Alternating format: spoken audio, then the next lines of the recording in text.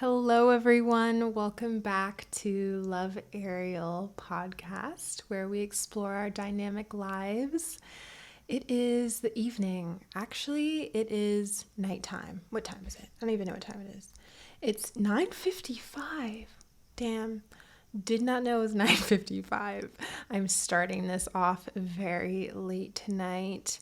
But it's because I've had so much going on that I just couldn't carve out the time to do it any earlier. And I'm not mad at it because I feel like the vibe is really set tonight. It's dark outside, obviously, so I have some mood lighting. If you're watching the video, you see my salt lamp. I'm in my nightgown that is vintage Dior. I love it. I just took a shower because I just came back from yoga, a candlelight yoga class.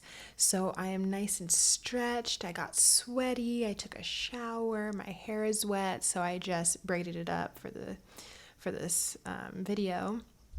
And now I'm sitting here talking to you guys. I have had a day. I had a terrible leak underneath my hardwood floors this past week or last week, and it took them multiple days, the plumbers, to come and check it out.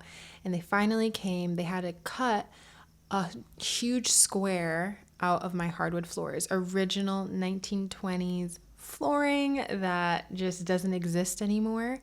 I had to cut it out to fix the leak because it was like splashing and it sounded so loud and crazy. And the wood floors were starting to pop up and expand, so it was just a hot mess. So they did need to cut it out. And then I had like a hole in my floor for a few days. Finally today, the hardwood flooring people came and they replaced it, but it's a completely different color than the floors that I have. So there's just this giant square in the middle of my living room in the most inconvenient place because I can't cover it up. And this living room is stunning. And what makes it so stunning is the hardwood flooring. And now with this square, I'm just like, argh! But I have to remember that I don't own this place. I'm a renter, and it's not me who has to put up with it for the rest of time. So I think it's an eyesore, but I will survive. Before that leak even happened, my sink completely overflowed in the middle of the night, like gurgled up disgusting, nasty food and water and soap, and it overflowed onto my counters and then onto the floor. I woke up in such a horrible mood because that's the last thing you want to do is clean up a disgusting mess in your kitchen that happened while you were sleeping. So I had to clean that, and then just like me, I went to Zillow and apartments.com to look at places to move because when a slight inconvenience happens in my home, I'm like, I'm moving, I'm leaving.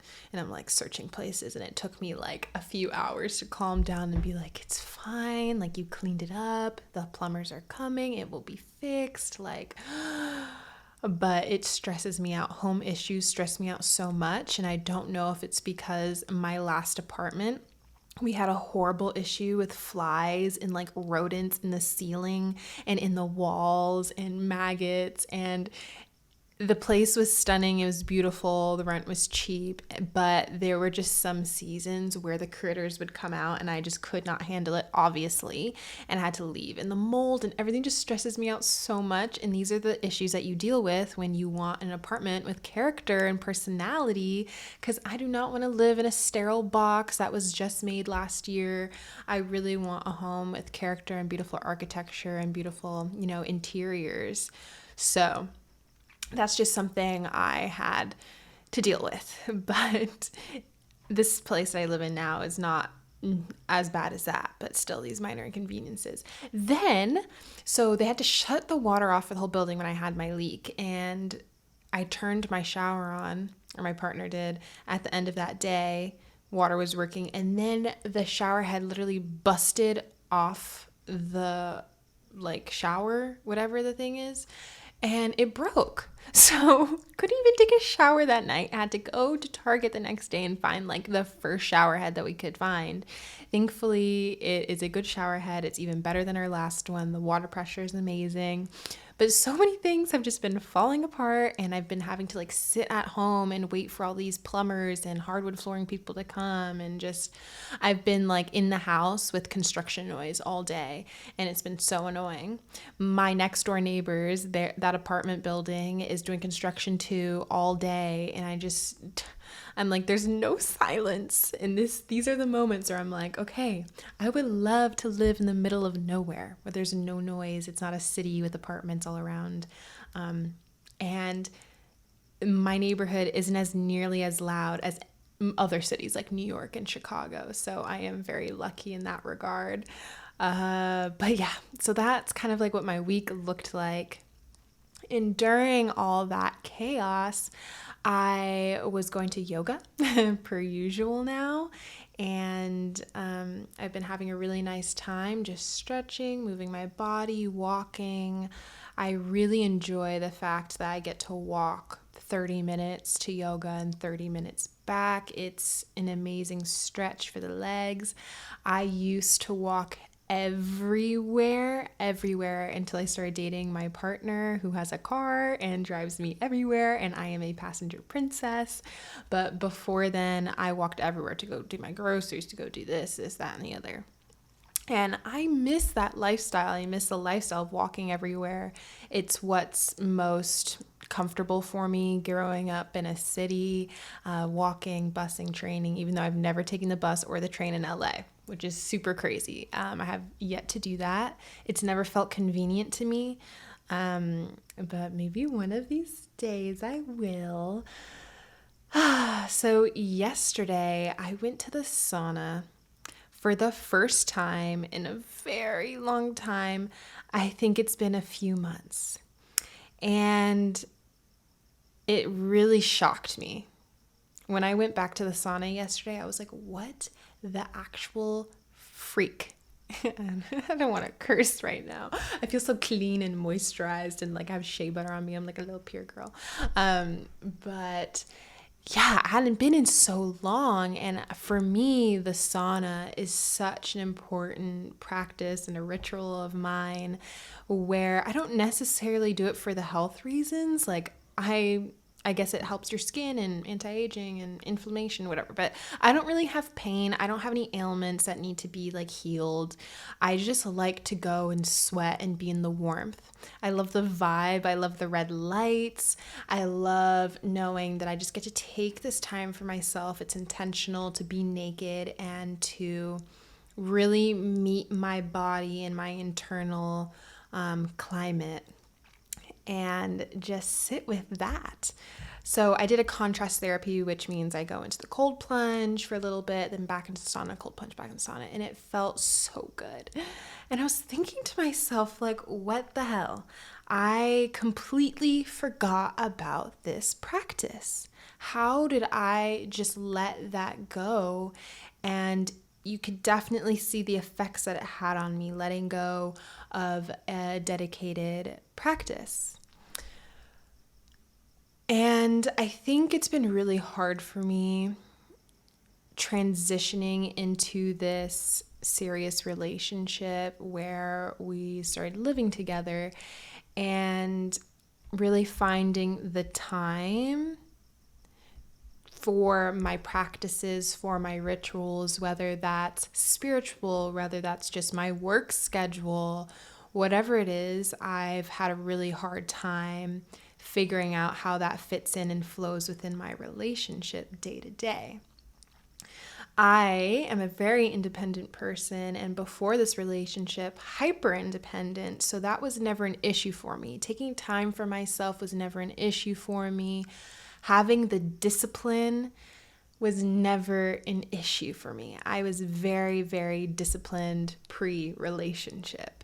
And I would have my ebbs and flows, but I was very I had my own flow. I had my own movement where I wasn't interacting with people, and I work really well in the flow of being by myself.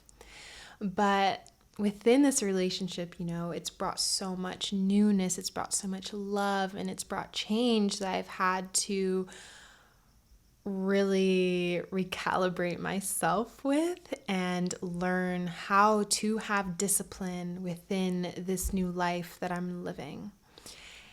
And that's been difficult. It has been. And yesterday, when I was in the sauna, I was just saying to myself, I cannot let this happen again. I don't know how it happened. I don't know how I just completely forgot.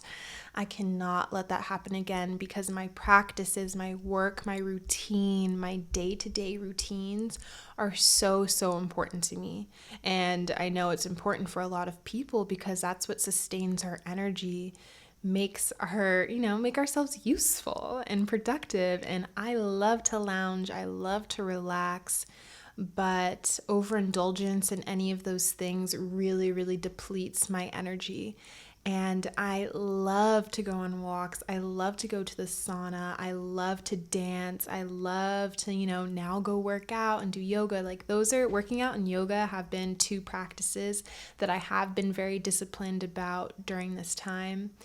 And, I was talking to my partner yesterday about how I'm like, how did I forget about the sauna? Like, how did I just not go for months? And I buy packages. I buy like 5 at a time or something.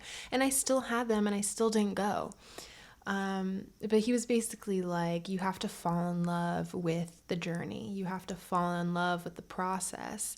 And this is just a part of that process. And he is so right. Like, just falling in love with the process. This is my process. This is just how it all unfolded, But with that in mind, this is still a priority for me. So I wrote down in my journal about how I'm not going to abandon any of these things. I'm really going to be more intentional and more aware about the discipline that I crave in my life that really works for me.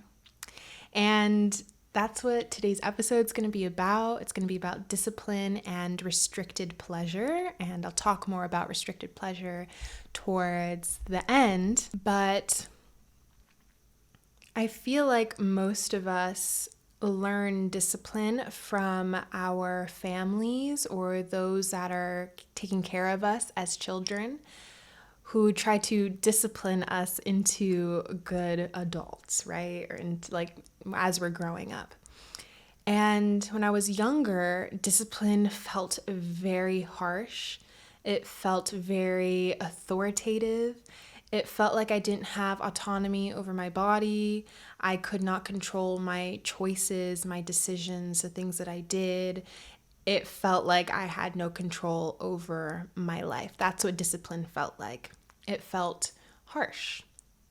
And whether that was, read this book and read like this much of it and homework and, do the dishes and make sure you clean that and, whether you're getting yelled at or whatever. However people want to discipline their children, that's kind of what it was for me. And growing up, I realized as a young adult that I really do love discipline, but it's a discipline that comes from within. It's a discipline that comes from love, that is rooted in love for myself and love for life. And I am so grateful for that feeling that I have, that just I know that this is something that helps me and this is something that I need and it's something that I love. I love being intentional with my time. I love restricting myself here and there. And when I say restrict, I'm really, I'm thinking about going out at night when you have work in the morning. Maybe don't stay out all night because you're going to be tired in the morning, and don't drink if you know it's going to hurt you or the pros don't outweigh the cons. I don't drink really ever unless I feel like it's worth celebration, or I don't know, it has to really be worth it for me to drink. And that's a part of this restrictive discipline that I have in my life that is very sacred almost. I love it. It makes me feel strong to be able to say no and to have this structure for my life that helps guide me and propel me forward. Instead of staying stagnant, it's a structure and sort of an operating system for my life, how I function within my life, and it helps guide and build that structure. Discipline, that is. So, discipline has been calling me a lot recently, and I think it's been calling me a lot in different ways at different times in my life. For a little bit now, it's been calling me through my social media usage, being more disciplined with my social media usage, and it feels so good to have that sense of control over the external noise in the world that I am ingesting, that I'm absorbing. Because usually I'd be scrolling on TikTok for hours. I don't know, that might be a little bit aggressive, but definitely like hours throughout the day and on Instagram. And I think it's way too easy being someone who makes money from social media and feeling the need to be on there all the time. It feeds this really gross, nasty habit and addiction. Today I was just thinking, I want to delete my Instagram, but I want to use my Instagram and even maybe TikTok one day with more intention. I really want to feel like I've mastered myself enough that I can use social media apps with integrity and not self-abandon in those moments, and to really have the discipline to stick by myself in those moments where it might be really easy to fall into that trap. So social media has definitely been calling on me for discipline. I'd say definitely within my relationship, having discipline for my own life and my independence has been calling me greatly. And while I hear those calls and I hear those whispers to really be more intentional with my practices, with my time, with my day-to-day, I am also just so grateful for the time that I have been spending on other things and really honoring myself for that and being understanding of myself, because I think for myself and many others, we get so hard on ourselves. We're so hard on ourselves and we don't think we're doing enough. We don't think we're good enough. We don't think X, Y, and Z, and it's just not true. So we're all in the process. We are all in the process. Every single day is a new day, and I think it's impossible to be so steady on the up, like a linear, like up, healing looks different. Healing isn't linear.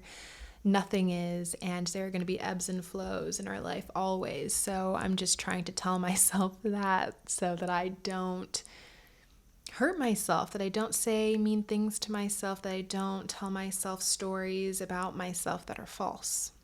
I think it's hard to stick to a structure during the overwhelm of life. We have so much going on all the time.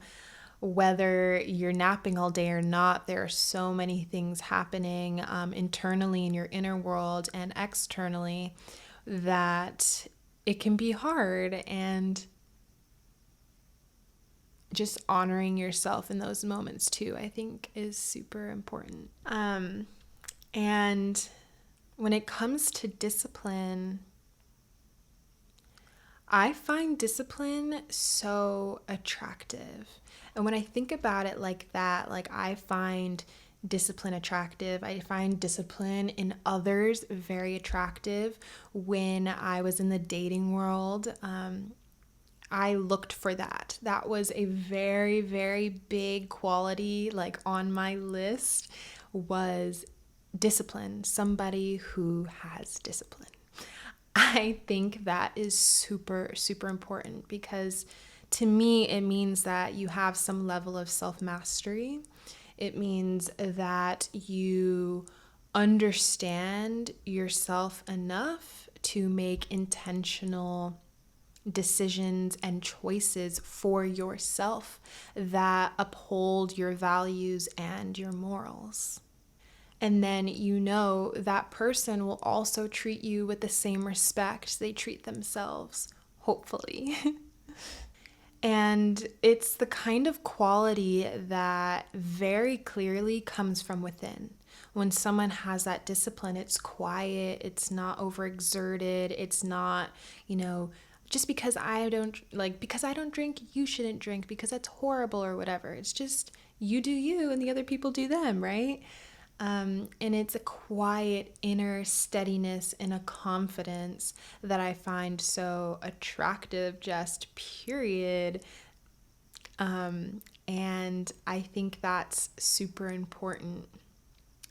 The discipline that you exert and inhabit in your life should always come from within. It shouldn't be trying to force yourself or control yourself to suit the ideals of society or your community, trying to fit in. It should always be like this inner intentionality that helps you flow and propel through life, that helps you move forward, that even if they are hard decisions, even if they are decisions that you are kind of pushing back against, that you are, what is the word? Repelling from yourself, that you still follow through with it because you know it's going to do you well. You may want to go out tonight and you may want to have fun, and maybe you do feel like this is a time for me to celebrate. I'm young, let me go out, let me have fun. Like, I have those moments all the time. But sometimes I'm just like, I just don't want to, and I'm going to have the discipline not to do that. And in those moments, I feel like it's important not to collapse within yourself. I don't know where this idea came to me yesterday, but I think I was on my phone on Instagram or something, and my posture was like inwards. If you're watching the video, it's just like hunched back and just like horrible, like phone here. It's so horrible, the posture that we get from being on our phones all the time. But I was thinking to myself, like, I have no discipline right now, and I'm so clearly, like, physically collapsing into myself, and I'm like a shell of a human. And it's crazy how you can see these effects that are so very like cerebral and mental, emotional, and physical, because we do turn into shells of human beings when we are just like magnetized and addicted to the screen. So I was like, oh my God, no, not today. I'm going to straighten out my back. I'm going to get off my phone. I am not collapsing into myself. And it's those moments where you check in with yourself and you're like, nope, this is not who I am. This is not who I want to be. This is not the kind of life I want to live. Here and there, it's fine to relax, go on your phone, but really still having like a strong center core through it is something I'm trying to work on very hard. I'm trying to make sure that my posture isn't disgusting when I'm on the phone. I want to make sure that I'm still a human being and that the phone is not just sucking the soul and the life out of me. I want to still be me. And that's something that's very important to me right now, and I'm trying very hard to be disciplined about it. I just think it's so important to have a positive structure and a foundation to grow from, to express yourself from. I feel like when we don't have this positive structure for our lives, this operating system, we can't express our gifts. We can't express and share and be of service to others because we're so inward, we're so closed off, we're so collapsed that we can't even feel the full spectrum of who we are.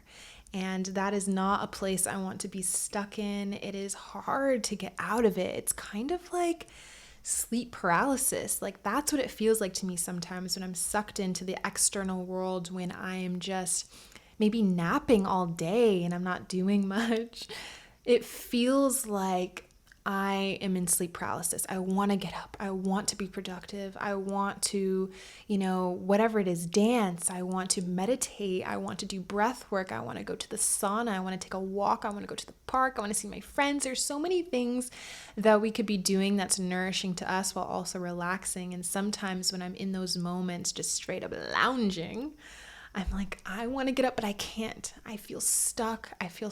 And there is something that wants you to stay in that energy of stuck, of a shell of a person, but you really do have to exert a lot of will and power to get out of it. Like, I don't know if any of you guys have experienced sleep paralysis, but I had a crazy sleep paralysis moment a month ago. And it was crazy. There was like a voice that said, it's okay, it's okay, it's okay. And I was like, no, it's not okay. I'm literally paralyzed. I'm terrified. I don't know whose voice this is. And I just need to get up. And I'm just like trying so hard because you're paralyzed and you're trying to move. And it's like the worst purgatory to ever be in. And I managed to like twitch my finger.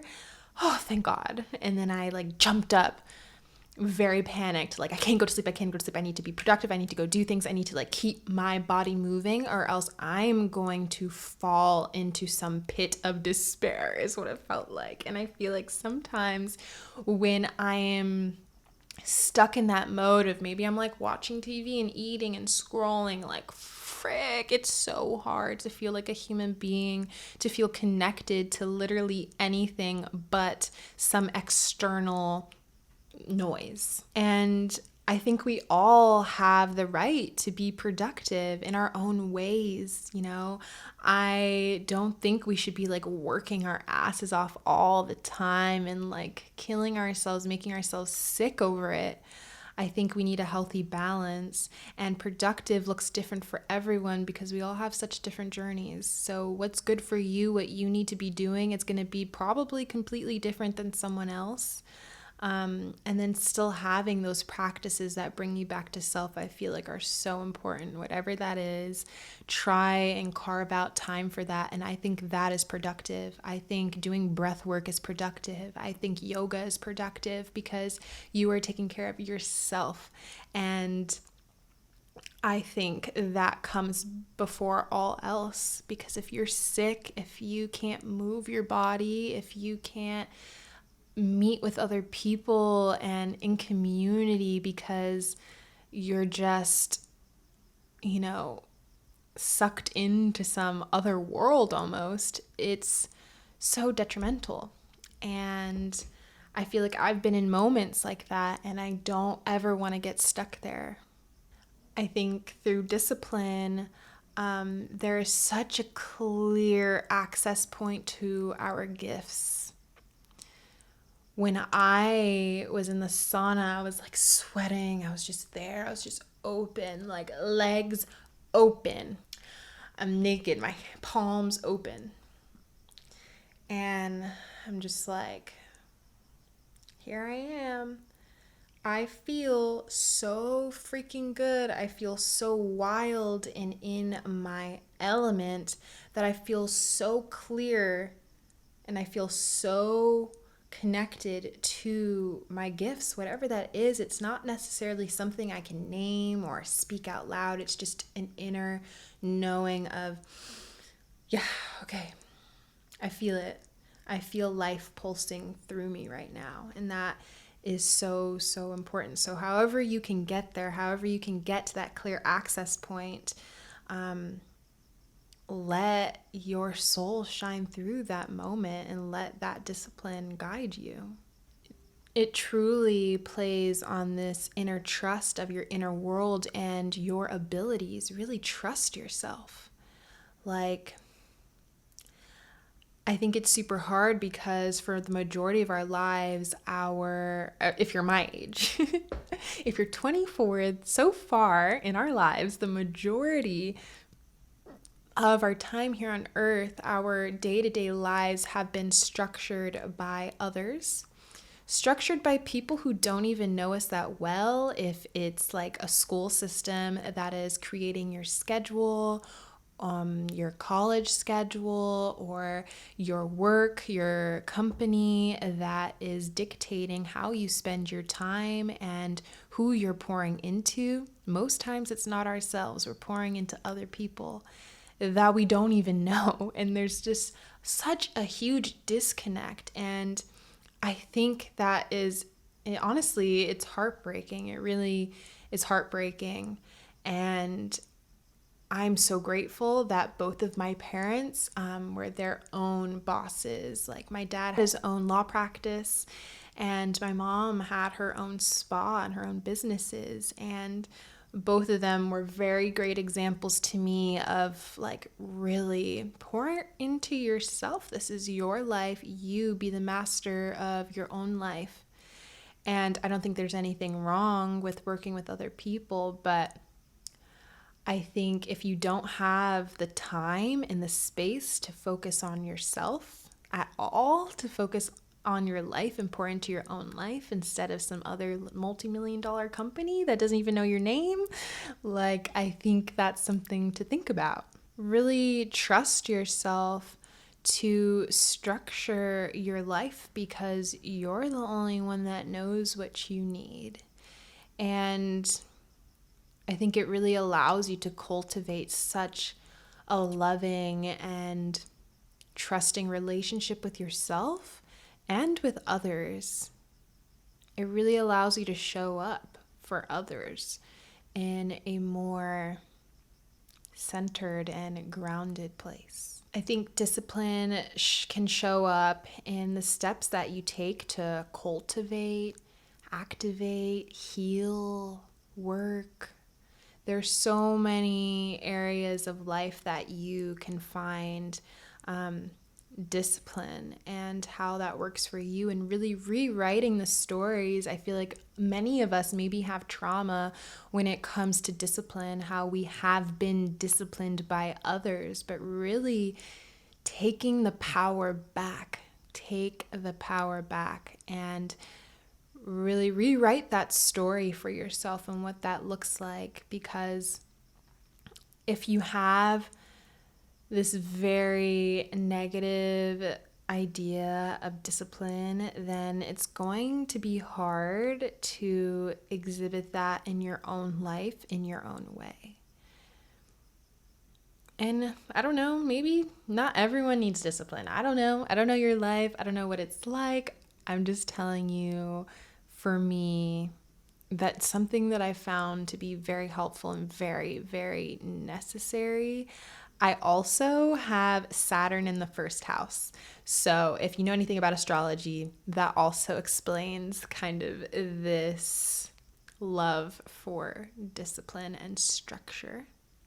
And then I think this ties in really well to restricted pleasure in the sense that when you instill discipline in your life, you are restricting yourself a little bit. And within that restriction, there are boundaries that create a loving container and safe space to feel pleasure, to feel joy. Oftentimes growing up, when I would go to parties, like whether it was college or just like moving to LA and going to like parties just to like meet people and put myself out there, I would be in situations where I would kind of fold into myself, collapse into myself, and do things I didn't necessarily want to do, or hang out with people I didn't necessarily want to hang out with, that weren't the best situations to be in. And there was no joy there. There was no fun there. There was no happiness. There was no pleasure, definitely no pleasure.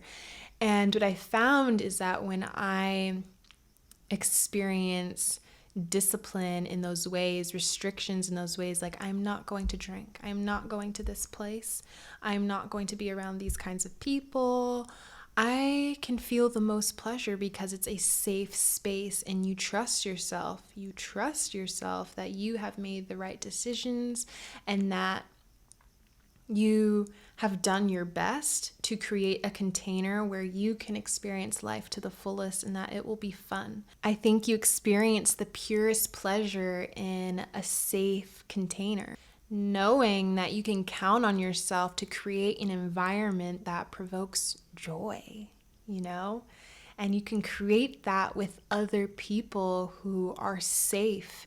And I think restriction and discipline really nurtures and creates boundaries for your most wild self to thrive. Like, you want to be able to fully express yourself untamed when you're dancing. You want to get jiggy with it. You want to get weird. You want to get, ecstatic and like just feel everything, express everything. If you want to be that and experience that, it has to be safe, right? Like, I can't open up.